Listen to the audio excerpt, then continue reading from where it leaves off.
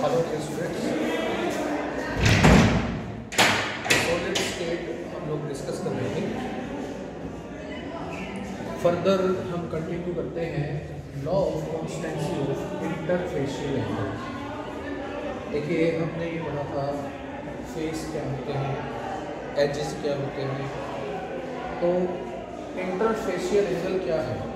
Angle between any two corresponding faces is known as interfacial angle। तो law of constituency of interfacial angle क्या बोलता है, इसकी statement क्या है?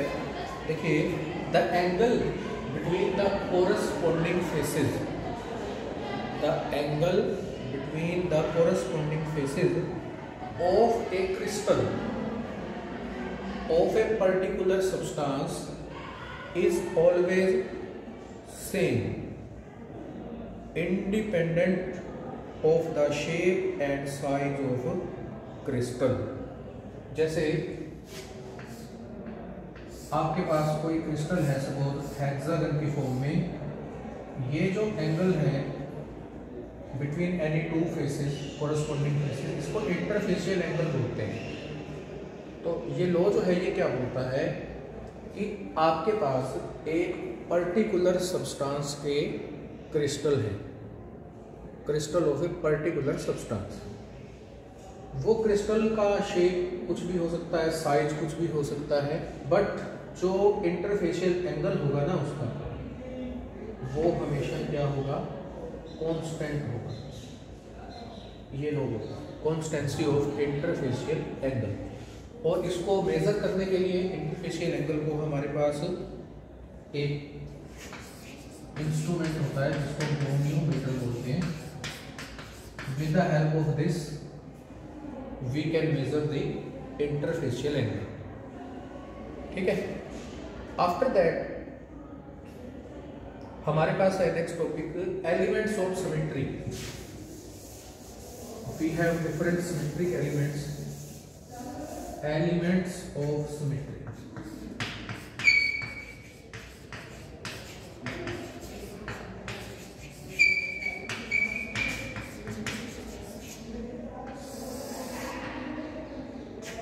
First one is center of symmetry। Inversion center भी बोलते हैं इसको, center of symmetry. It is an imaginary point. Statement definition इसकी सुनिए। It is an imaginary point within the crystal such that any line passing through this point intersects the opposite faces of the crystal at equal distances। देखिए, imaginary point है। मैं आपको एक example से बताता हूँ। जैसे सपोज करिए आपके पास एसिटाइलिन का एक एग्जांपल है। यहाँ बीच में एक पॉइंट, इमेजिनरी पॉइंट मैंने सपोज किया, इसको मैं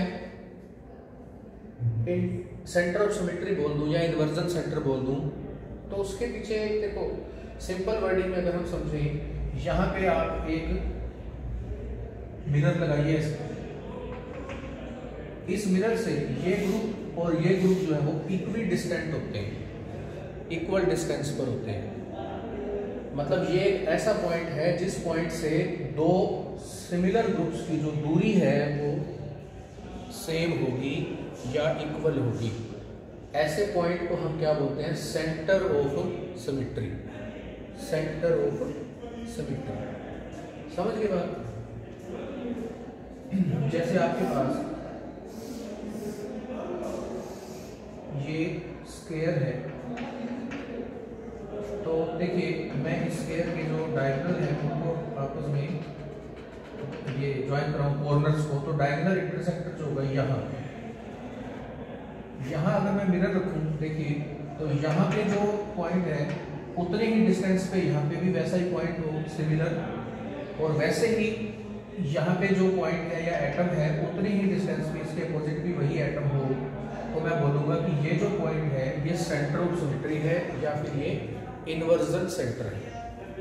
इसको बोलते हैं centre of symmetry.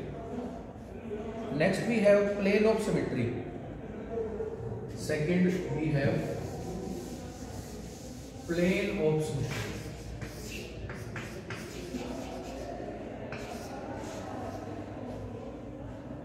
Plane of symmetry क्या है? It is an imaginary plane. It is an imaginary plane passing through a given crystal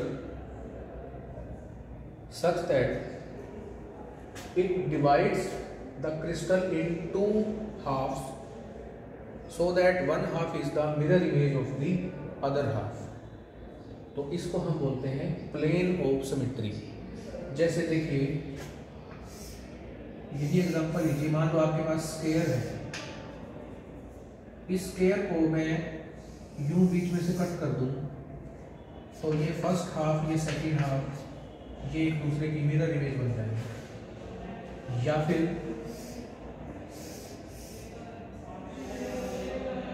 इसको मैं यूं कट कर दूं तो ये फर्स्ट, ये सेकंड की मिरर इमेज बन जाएगा। ऐसे प्लेन होते हैं। जैसे एक हम एग्जांपल लेते थे, मीसोटार्टारिक एसिड,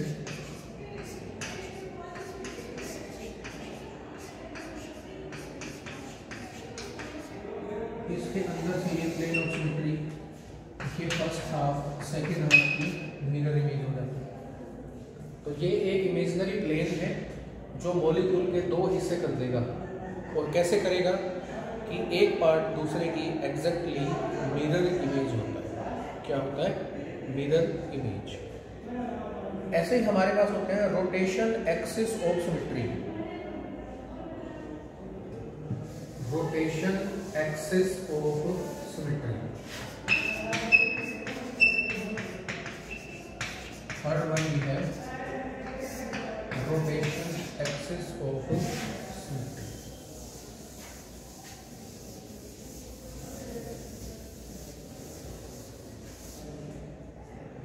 तो रोटेशन एक्सिस ऑफ सिमेट्री क्या है?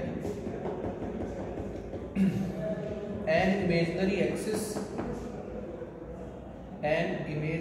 एक्सिस या line passing through the given crystal such that the crystal is rotated about this line, exactly similar appearance occurs।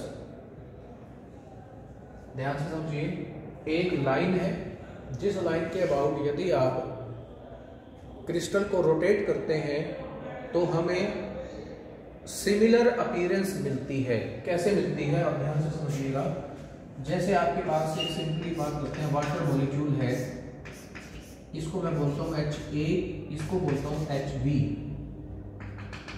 ये एक लाइन है, इस लाइन को पकड़ के मैंने इस मॉलिक्यूल को रोटेट कर दिया 180 डिग्री पे। किसी भी एंगल पे आपने रोटेट करना है थ्रू दिस लाइन या अबाउट दिस लाइन।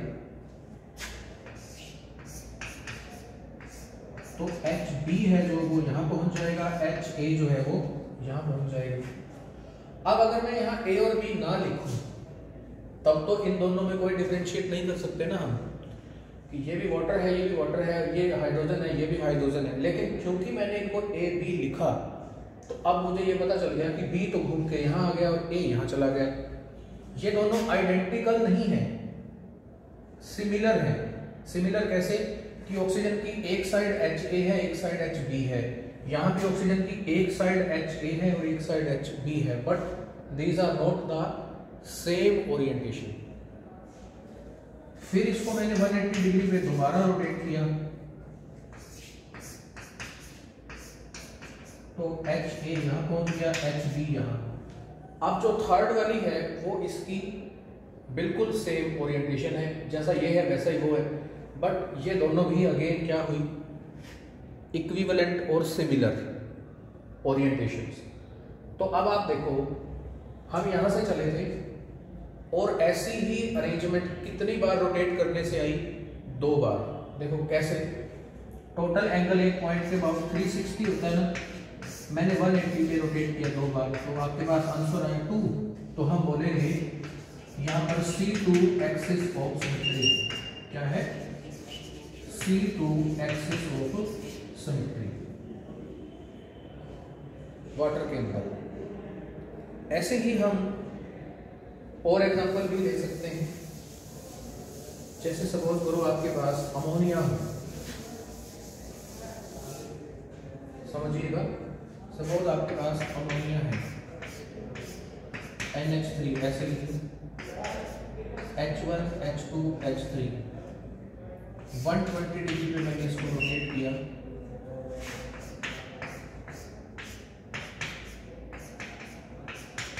H1 यहाँ पहुंच गया, H2 यहाँ, H3 यहाँ। देखो है तो वैसे ही अरेंजमेंट, लेकिन सेम यही तो नहीं है ना। फिर इसको 120 पे रोटेट कर दो,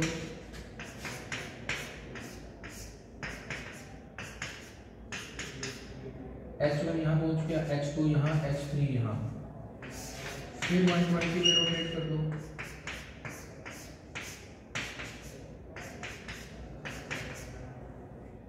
थ्री यहाँ, 2 यहाँ और 1 यहाँ।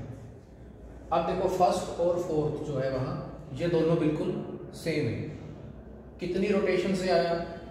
3 बार करने से ना 360 डिग्री बाय 120 डिग्री 3 आ गया। तो इसका मतलब यहाँ पर C3 एक्सिस ऑफ रोटेशन क्या है? C3 axis of rotation. समझ गए? ऐसे ही हमारे पास होता है rotation reflection axis of symmetry. Fourth है rotation reflection axis of symmetry, या इसको इम्प्रॉपर एक्सिस ऑफ सिमेट्री बोलते हैं। आपने रोटेशन भी करनी है और रिफ्लेक्शन भी करनी है। रोटेशन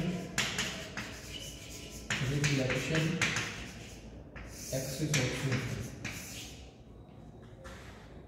तो पहले हम क्या करते हैं, इसमें मॉलिक्यूल को रोटेट करते हैं, रोटेट अबाउट CN एक्सिस।